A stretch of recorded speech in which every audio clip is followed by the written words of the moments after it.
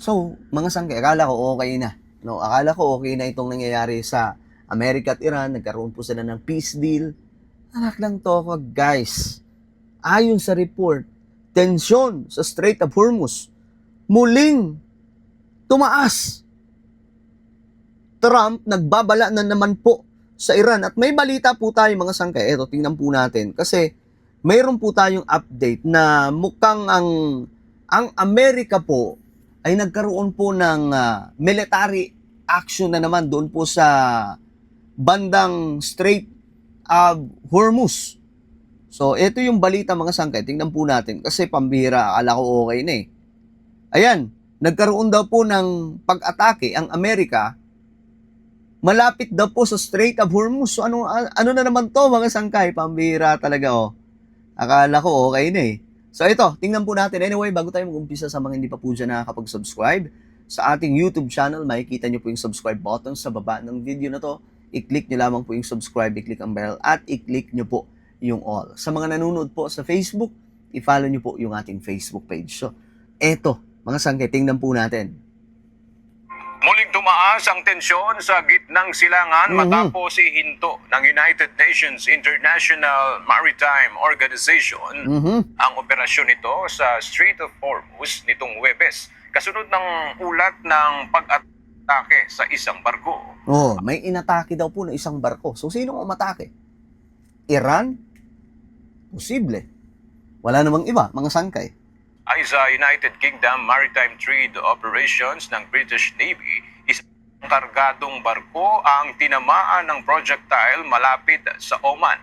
Posibleng drone ang ginamit sa pag-atake na tumama sa barkong kinilala bilang Ever Lovely na nakarehistro sa Singapore. Nagbabala ang Iran na ang mga barkong dadaan sa mga rutang hindi nila otorisado ay hindi garantisadong ligtas. Wala pang opisyal na pahayag mula sa pamahalaan ng US, ngunit kamakailan nagbabala si Pangulong Donald Trump na kung hindi susundin ng Iran ang kasunduan para tapusin ang digmaan at muling buksan ang strait, maaaring ipagpatuloy ng Amerika ang pambobomba.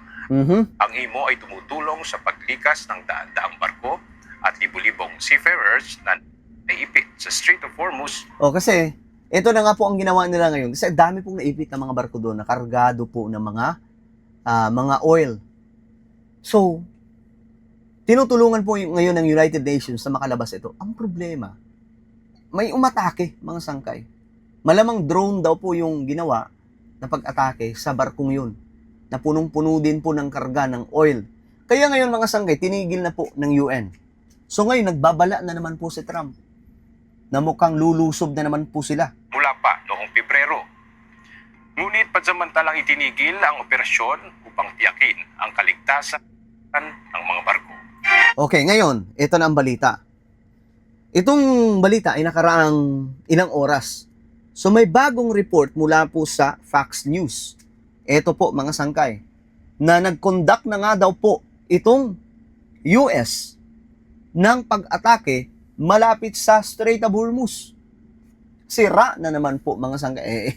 Okay na eh. Di masisira na naman po yung usapan nila ng Iran. Okay na eh. Di ba? Bumababa na nga yung presyo ng oil eh. Nasa 60, papapalapit na po tayo sa 50 plus actually mga sangkay kasi may rollback eh. So ngayon nasa 60 plus yung presyo. Pero mga sangkay, kung magtutuloy-tuloy po ito na ganitong klaseng sitwasyon, baka mga sangkay, pumalo na naman po tayo sa mataas na presyo ng oil. Damay na naman po tayo dito.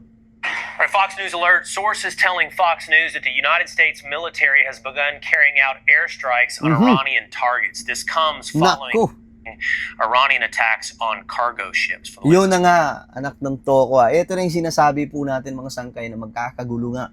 Umatake na po yung Amerika daw. Ito, breaking news to ha, ngayon lang. Umatake ang US dahil nga po sa pag-atake na ginawa ng Iran sa barko, no? Doon sa Strait of Hormuz. Let's bring in Chief National Security Correspondent Jennifer Griffin. Jennifer, what do you know?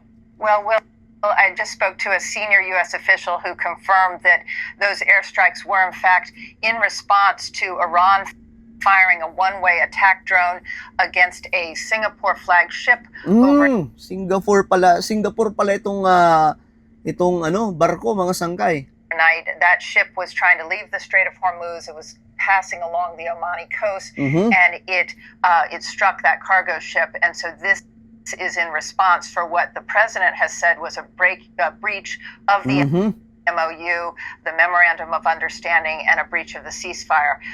We heard that there were explosions in 3 locations in Sirik, Iran. That is Okay, nagkaroon daw po ng mga pagsabog sa iba't ibang lokasyon ng Iran, mga sangkay. Naku po. Paano na to? Ang mangyayari dyan, hindi na naman matutuloy yung kanilang usapang pangkapayapaan. Wasak na naman. Kakamot ulo na naman po yung Pakistan at saka Qatar, mga sangkay, kasi sila po yung gumagawa dito ng paraan para po maayos na po talaga.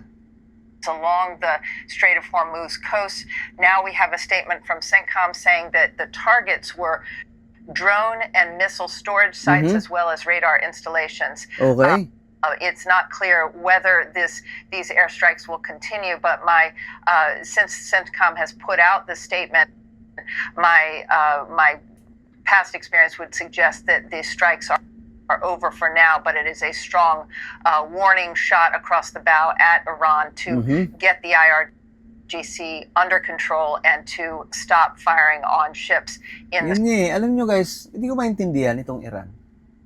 Para po silang mga sangkay, tapos na yung may deal, may usapan na. Tapos babalik na naman po sila, may inaatake na naman na barko. Sila lang naman po ang gagawa niyan, mga sangkay. No? Sana itong ginagawa ng Iran, mga sangkay, para po silang nantitrip lamang po no? Pambira. Pinahiya na nga po nila si J.D. Vance Yung Vice President ng Amerika. Pinahiya po nila, mga sangkay, sa isang malakihang peace deal, no? Kasama po ang Pakistan leader at saka Qatar. Tapos ito, mga sangkay, yung gagawin pa rin nila. Pambira talaga itong Iran. In the Strait of Hormuz. Will? All right. That phrase, Jennifer, a warning shot across the bow of Iran. So CENTCOM's already put out this statement suggesting that drone and missile targets have been hit in Iran. The president, we know, is very dedicated to trying to see through the terms of the deal, to see through the MOU. So is it your sense then that this is simply I don't know the right analogy to use, but in response to that targeting of that cargo ship, this is basically a slap back in the face, not resuming full-on war against Iran at this stage? Okay, so sa madaling sabi, warning lang daw po, mga sangkay, laban sa Iran ito. Pero nagkaroon po ng mga pagsabog. Pero posible rin po masira na po ang usapang pangkapayapaan na naman po nila dahil po dito. No? Ay, nako po. So, ipagdasal po natin, mga sangkay, na hindi po talaga matuluyan to. Kasi pag natuluyan na naman, ataas na naman po yung presyo ng oil. Yari na naman po tayo. Well, ano po ang inyong opinion? Comment down below. Huwag nyo pong kalilimutan na isubscribe yung ating YouTube channel. Mag-iingat pong lahat. God bless everyone.